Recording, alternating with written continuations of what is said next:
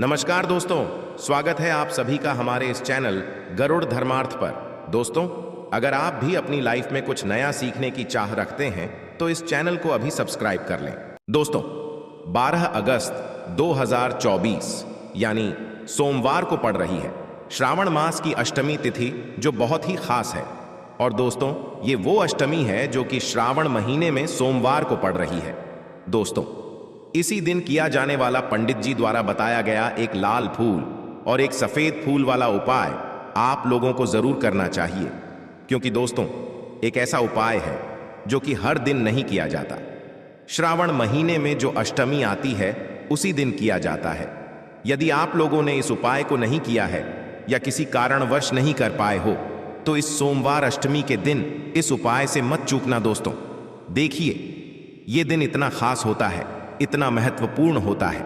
देखा गया है कभी कभी बड़े बड़े पूजा पाठ अनुष्ठान से जो मनोकामना पूर्ण नहीं होती है, वह श्रावण अष्टमी के दिन एक छोटे से उपाय करने से ही आपकी मनोकामना पूर्ण हो जाती है। और बहुत सारे लोगों ने इस उपाय को किया भी हुए, उनको इस उपाय को करने का फल भी जरूर मिला है। यदि आप लोग भी इस उपाय को इस अष्टमी के दिन करना चाहते हैं तो आप इस उपाय को पहले अच्छे से समझ लेना, सुन लेना, उसके पश्चात करना। आपको इस उपाय का फल जरूर मिलेगा, आपकी सभी मनोकामनाएं पूरी हो जाएंगी। दोस्तों, हम आपको यहां पर बता दें कि यह जो एक लाल फूल और एक सफेद फूल वाला उपाय है, यह उपाय पंडित जी ने अपनी अभी की सेहोर की कथा में बताया है।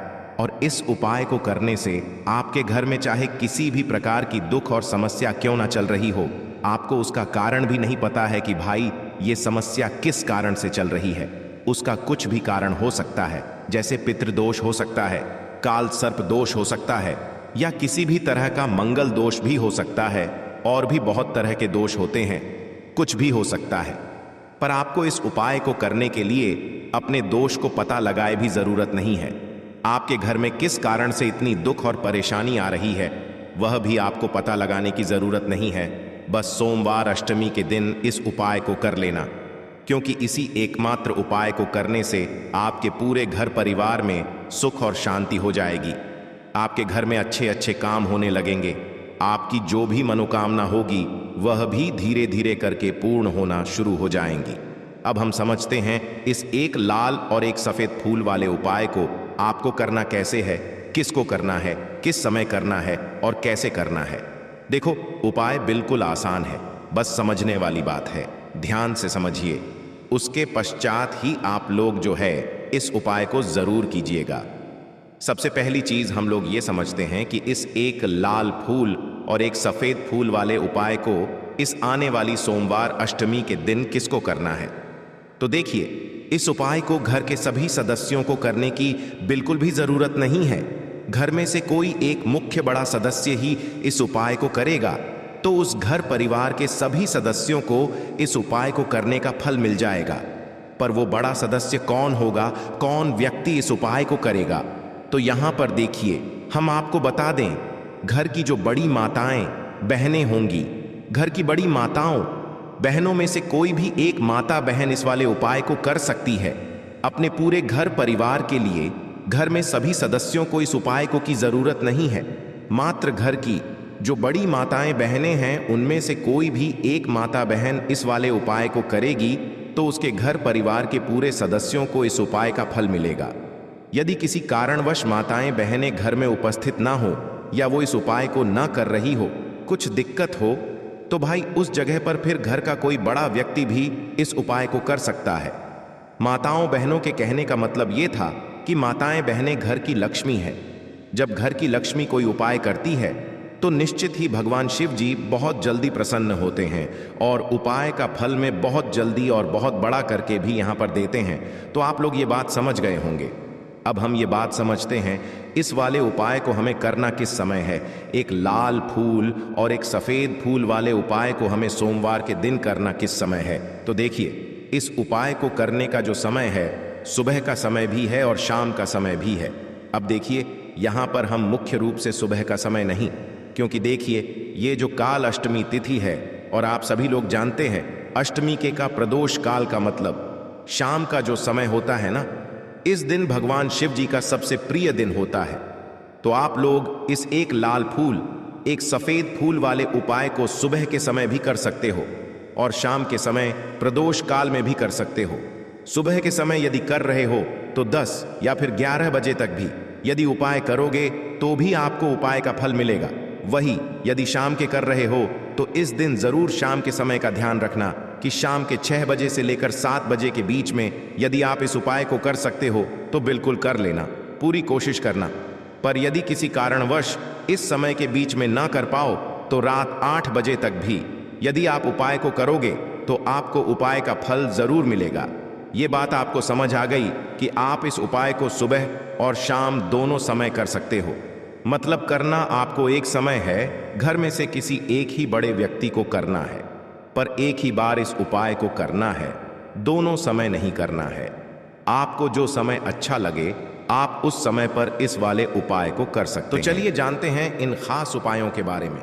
लेकिन उससे पहले जो भी मेरे भाई मेरी प्यारी बहनें आज चैनल पर पहली बार आए हैं या मेरी आवाज़ आज पहली बार सुन रहे हैं, यदि आप भी महादेव के सच्चे भक्त हैं तो वीडियो को लाइक और चैनल सब्सक्राइब जरूर कर लें और कमेंट बॉक्स में लिखे हर हर महादेव, ओम नमः शिवाय।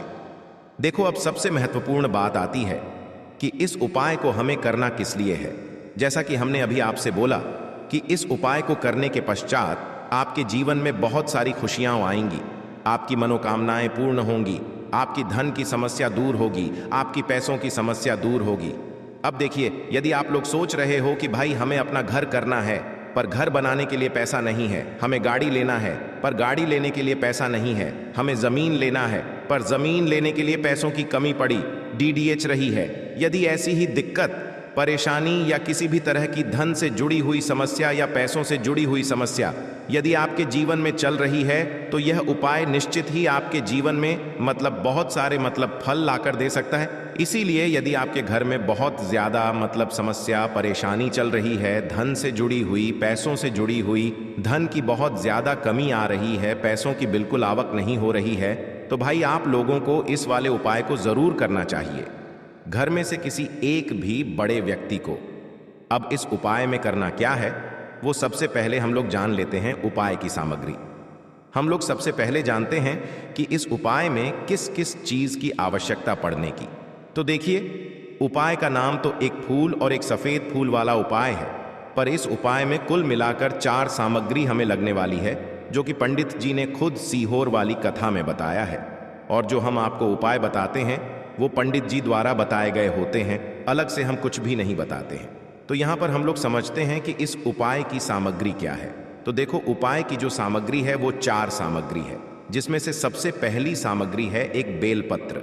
देखो, बेलपत्र क्या है? बेलपत्र जो शिव की शिवलिंग पर चढ़ती है। दूसरी चीज है एक शमीपत्र।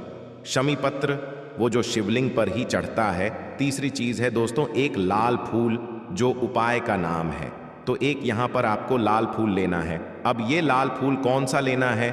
देखो, शिवलिंग के ऊपर जो लाल फूल चढ़ता हो उनमें से कोई भी एक लाल फूल पसंद कर लेना और वो कहीं से तोड़कर या कहीं से खरीद कर लेकर आना और उस लाल फूल को उपाय में प्रयोग कर लेना। उसके पश्चात में सफेद फूल का खास रूप से ध्यान रखना। जो सफेद फूल शिवलिंग पर चढ़ता हो केवल वही सफेद फूल लेकर आना, इसके अलावा कुछ मत लेकर आना।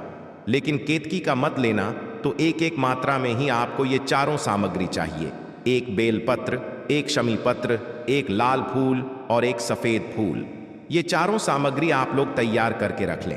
प्रदोष काल में या सुबह के समय जब भी आप इस उपाय को कर रहे, जैसे ही आपके उपाय की सामग्री तैयार हो जाती है तो क्या हम सीधा उपाय को करने के लिए इन चारों सामग्री को लेकर उपाय करने के लिए जा सकते हैं?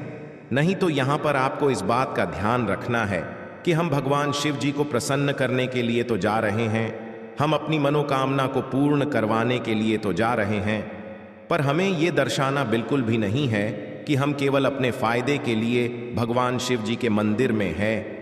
इसलिए हम इस उपाय को करने के साथ साथ में भगवान शिवाजी की पूजन अर्चना के लिए कुछ सामग्री भी ज़रूर लेकर जाएंगे। जैसे कि सुबह के समय यदि आप उपाय को कर रहे हो इस एक लाल फूल और एक सफ़ेद फूल वाले उपाय को, तो भाई सुबह के समय आपको एक लोटा जल लेकर जाना है। जो लोग प्रतिदिन शिव जी के मंदिर जाते हैं पूजन अर्चना करते हैं, जल चढ़ाते हैं, फूल बेलपत्र सब कुछ चढ़ाते हैं।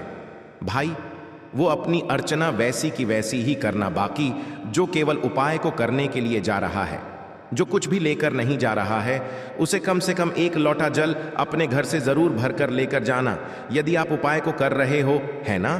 क्योंकि इस वाले उपाय को आप भगवान शिवाजी की पूजन अर्चना करने के पश्चात ही करना।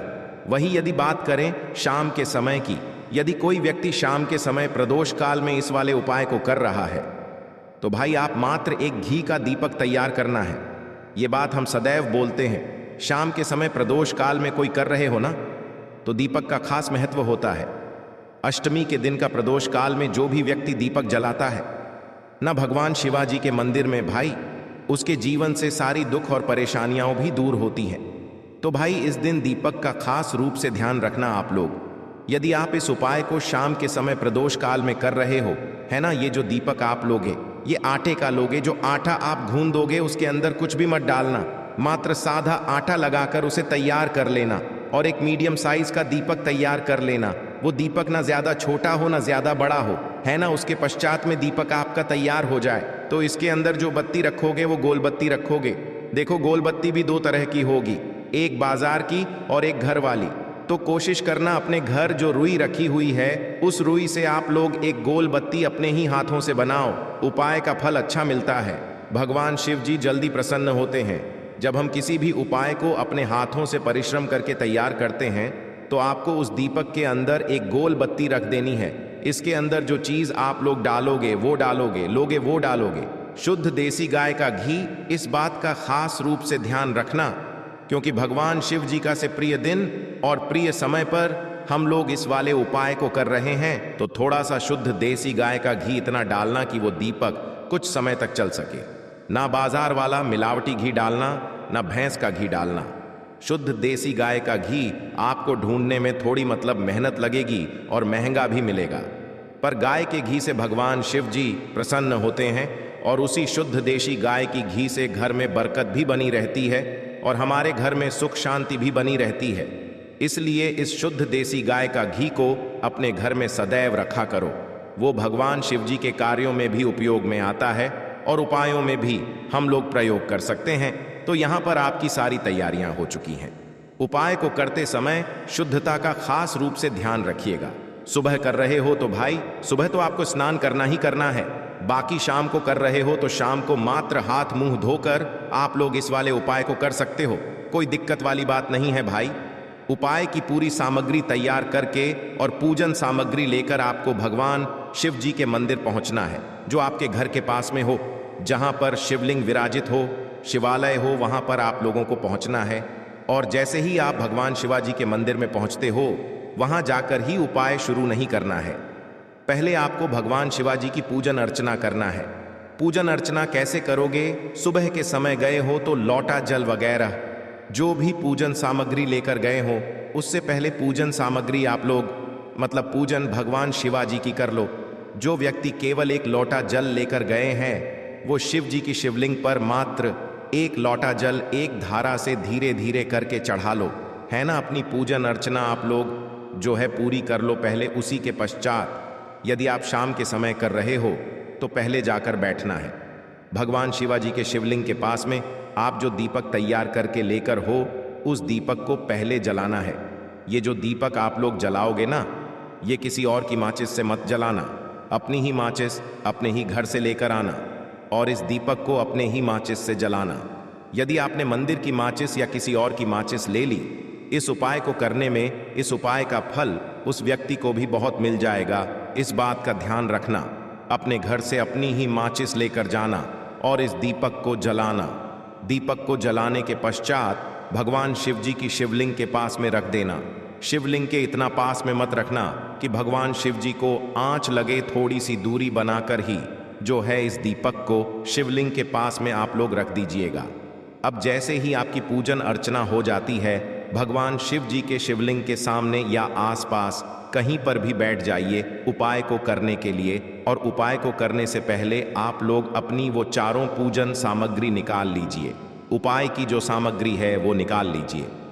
भगवान शिवाजी के शिवलिंग के ऊपर एक माता अशोक सुंदरी जी का स्थान देख लीजिए। माता अशोक सुंदर जी का जो स्थान होता है वो जलाधारी के ऊपर होता है, जलाधारी के बिल्कुल बीचों बीच में होता है।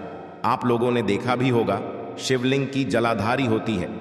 जलाधारी के बिल्कुल बीचों बीच का जो स्थान होगा वो माता अशोक सुंदर जी का स्थान होगा, क्योंकि यहीं पर हमें ये जो है उपाय को करना है। सबसे पहली चीज, अब हम उपाय को करना शुरू करते हैं। आप सबसे पहले अपनी एक बेलपत्र उठा लो। एक बेलपत्र को आपको माता अशोक सुंदरी जी वाले स्थान पर सबसे पहले समर्पित करना है। बेलपत्र की डंडी का मुख होगा जलाधारी की तरफ जहां से जल बहता है और नीचे गिरता है, और बीच वाली बड्डी पत्ती का मुख मतलब शिवलिंग की तरफ होगा। इस तरीके से आपको इस बेलपत्र को माता अशोक सुंदरी जी वाले स्थान पर समर्पित कर देना है। उसके पश्चात में अपनी एक शमी पत्र उठा लो जो आप उपाय के लिए कर आए हुए हो। शमी पत्र को उठाकर शमी पत्र की भी जो डंडी का भाग होगा वो जलाधारी की तरफ करके, जहां से जल बहता है नीचे गिरता है उस तरफ करके, और पत्ती वाला भाग शिवलिंग की तरफ करके इस शमी पत्र को भी उस बेल पत्र के ऊपर आपको समर्पित कर देना है। समर्पित करने के पश्चात अब आप ले लो अपना एक लाल फूल जो आप उपाय को करने के लिए लेकर आए हुए हो। इस लाल फूल का जो खिला हुआ भाग होगा, चाहे वो गुलाब का फूल हो चाहे कोई सा फूल जो शिवलिंग पर चढ़ता हो, भाई उस फूल का जो खिला हुआ भाग होगा वो शिवलिंग की तरफ होगा। बाकी जो पीछे का भाग होगा फूल का वो जलाधारी की तरफ जहां से जल बहता है नीचे गिरता है उस तरफ होगा।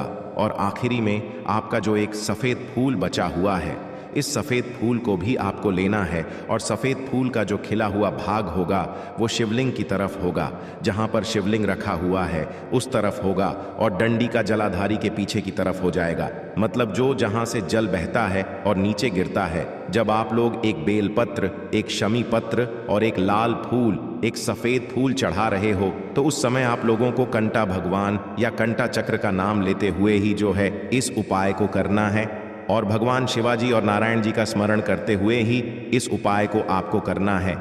तो जब भी आप एक बेलपत्र, एक शमी पत्र, एक लाल कर, एक कमी हो रही है, जो भी दुख और समस्या परेशानी चल रही हो, आपको अपनी वह दुख और परेशानी जो है भगवान शिव जी से उपाय को पूरा करने के पश्चात वहीं पर पास में बैठकर बोल देना है। हाथ जोड़ के आंखें बंद करके अपनी परेशानी और श्री शिवाय नमस्तु का जाप करना है। तो यह थी आज की विशेष जानकारी। उम्मीद है यह जानकारी आपके काम आएगी। अगर वीडियो अच्छा लगा हो तो एक लाइक अवश्य कर दीजिए, और रोजाना नई नई जानकारी प्राप्त करने के लिए हमारे इस चैनल को अभी सब्सक्राइब करें। धन्यवाद।